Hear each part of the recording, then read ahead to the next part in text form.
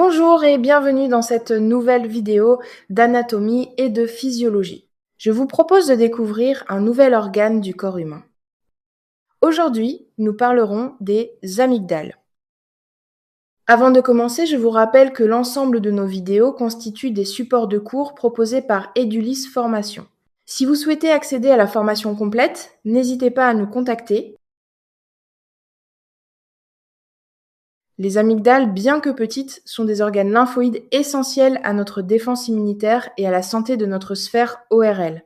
Elles filtrent les pathogènes et participent à la réponse immunitaire locale.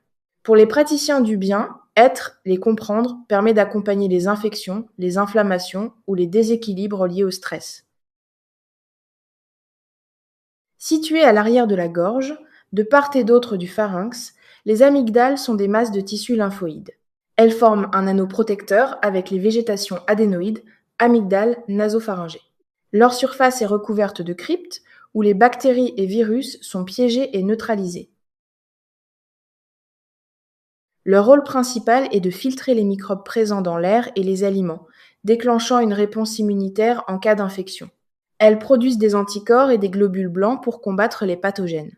Elles jouent aussi un rôle dans la maturation du système immunitaire chez l'enfant. Les amygdales sont connectées au système lymphatique, aux ganglions du cou et au système immunitaire. Un déséquilibre, infection, inflammation peut se répercuter sur les oreilles, le nez ou la gorge. Une bonne hygiène buccale et une alimentation anti-inflammatoire soutiennent leur santé. Le stress ou la fatigue peuvent affaiblir leur fonction immunitaire, rendant plus fréquentes les angines ou les infections. À l'inverse, des amygdales en bonne santé contribuent à une meilleure résistance aux infections. Des pratiques comme la relaxation, le sommeil réparateur ou les gargarismes aident à les préserver. Les troubles les plus fréquents sont les angines, infections bactériennes ou virales, les hypertrophies, amygdales trop grosses ou les abcès. Une alimentation riche en vitamines C et D, en zinc et en probiotiques, ainsi qu'une bonne hydratation, préservent leur équilibre. Les amygdales, bien que discrètes, sont des piliers de notre immunité ORL. Leur santé dépend de notre hygiène de vie, de notre alimentation et de notre gestion du stress.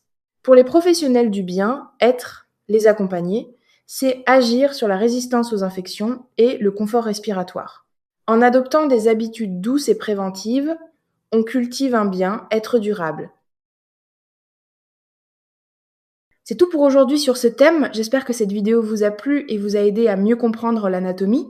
Merci pour votre attention et à très bientôt pour la suite.